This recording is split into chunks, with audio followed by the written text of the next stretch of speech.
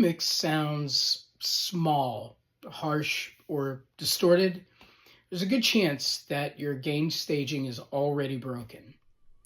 Hey folks, welcome to the next video here and part of our series Anatomy of a Mix. And today we're going to talk about gain staging and why it's so important. And you know, it's funny, you say the word gain staging and people automatically freak out and they go, oh my gosh, it's so difficult and it's so hard to learn and how do we possibly decipher this? And it's really very simple. So first, to give you a visual example, we've all seen meters in our DAW. In this example, we're using Pro Tools, but this applies across the board to not only digital audio workstations, but also analog gear. And,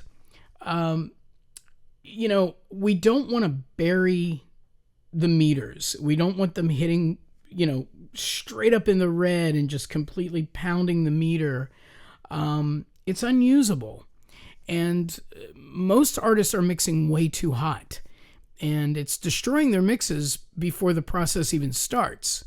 You know, professional mixes need headroom, they need controlled dynamics, proper plug-in gain structure, because, you know, louder isn't necessarily better, cleaner is better.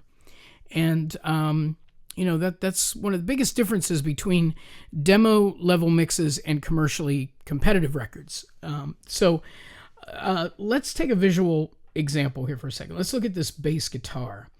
Now, I don't even have to hit play to notice that it, as opposed to these other waveforms, look at this. It's absolutely way too loud. And if I go ahead and I hit play, let's use the other window here just to show you. Take a look right here. I want you to look at this meter right here when I hit play. See that? It's way overdone. Okay? So, and I didn't even have to pull up a fader yet. So, you know, let's fix that. And I will say this. If it's recorded that way, if it's recorded too hot, 9 times out of 10 you can't fix it. But if it's just a matter of the level was delivered too loud, but not recorded too loud, it can be fixed. And especially in Pro Tools, it's very, very simple. You just use clip gain, okay? And you can bring this down. See that? You can bring it up or down. And well, just for starters, we'll bring it right here. And now, if you hit play, see that? Now we're hitting right at around -10.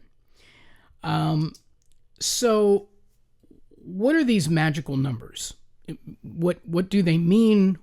Why do we use these numbers? Well, if you look at old analog gear with VU meters, and I can show you because you can grab, most DAWs have a meter plugin that you can use.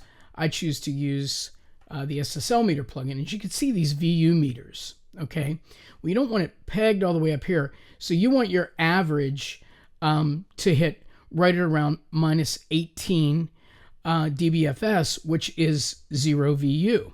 Okay, now the way you can also choose your metering, especially in Pro Tools, is some people choose to use Pro Tools Classic. I'm going to use RMS, and all you really have to do is go over here and click on RMS.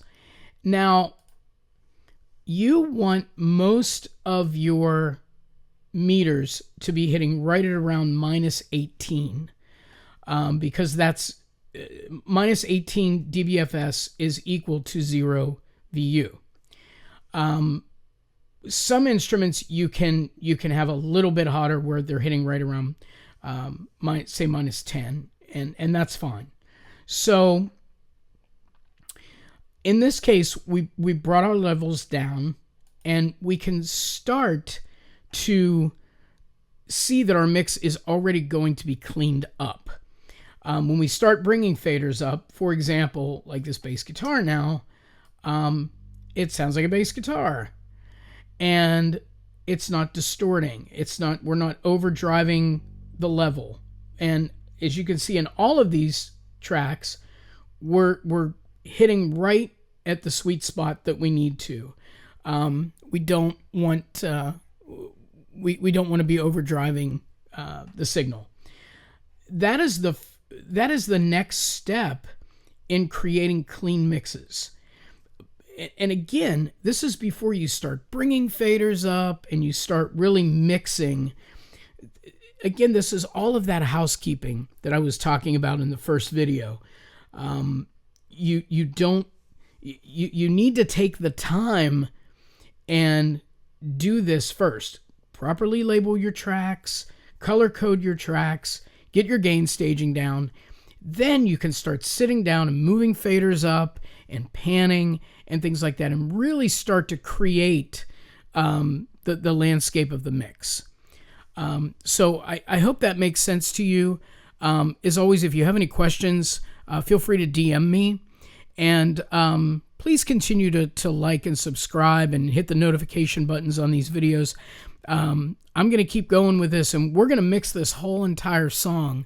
But I want you to come back for the next video, because we're going to start talking about actually beginning the mix, really starting to pan things where they need to go to create depth and space and dimension, and then start adding plugins and so on and so forth. So it is a process, but I want you to try to really grasp these key elements before you ever even start to mix, because this is the anatomy of a mix.